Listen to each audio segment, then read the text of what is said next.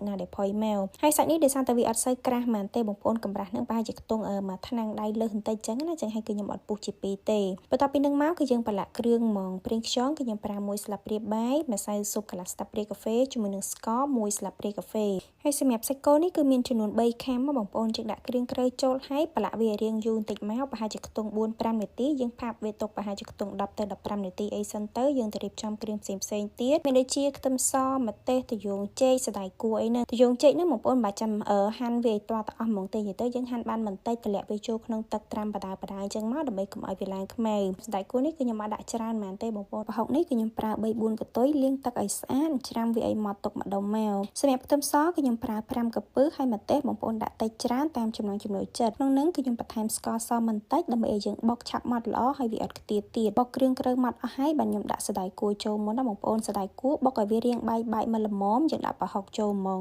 ហើយខ្ញុំបន្ថែមទឹកត្រី1ស្លាបព្រាបាយប៊ីចេង1ស្លាបព្រាកាហ្វេស្ករគឺខ្ញុំប្រើជាស្ករត្នោតកន្លះស្លាបព្រាបាយសម្រាប់ស្ករបើសិនជាបងប្អូនអត់មានស្ករត្នោតប្រើស្ករសធម្មតាក៏បានដែរបន្ទាប់ពីយើងច្របល់គ្រឿងក្រូវឲ្យចូលសព្វអស់ហើយបាទខ្ញុំច្របាច់ក្រូចឆ្មាចូលព្រោះអីបើយើងដាក់ក្រូចឆ្មាចូលពីដំបូងហ្មងពេលដែលយើងបុកទៅវាអាចនឹងខ្ទាតបន្ទាប់ពីហ្នឹងមកយើងទៅស្រង់ត្រយូងចេកលាងវាទុកសម្រស់ទឹកម្ដុំសិនទៅចាំយើងមកចៀនសាច់គោម្ដងសម្រាប់សាច់គោនេះបើសិនជាបងប្អូនមានប័រចៀនដោយប្រើប័រក៏បានឬក៏ចៀនដោយប្រើប្រេងឆាអញ្ចឹងក៏បានដែរសាច់គោគឺខ្ញុំប្រើភ្លើងរាងក្តៅខ្លាំងហើយចៀនមួយខាងនឹងប្រហែលជាខ្ទង់1នាទីហើយសម្រាប់ការចៀនរបស់ខ្ញុំនេះគឺអត់យកឆ្អិនទេណាបងប្អូនខ្ញុំយកឆៅទេនិយាយតែនេះគឺវាឆ្អិនតែខាងក្រៅប៉ុន្តែនៅឆៅខាងក្នុងចៀនវាឆ្អិនហើយគឺខ្ញុំអត់តន់យកមកហាន់ភ្លាមទេយើងទុកសាច់គោនឹងឲ្យចុះត្រជាក់សិនចាំយើងយកមកហាន់បើបងប្អូនខ្លះទៀតសាច់គោនឹងគឺគាត់យកមកបុកទាំងឆៅហ្មងនិយាយទៅបានដូចគ្នាចង់ធ្វើដូចខ្ញុំអញ្ចឹងក៏បានយកទៅអាំងក៏បានឬក៏ដាក់ទាំងឆៅក៏បានដែរអាស្រ័យលើយើងចូលចិត្តញ៉ាំរបៀបម៉េចអញ្ចឹងណាហើយសម្រាប់ខ្ញុំដោយសារតែត្បាល់របស់ខ្ញុំនឹងវារាងតូចពេកបងប្អូនអញ្ចឹងហើយគឺខ្ញុំ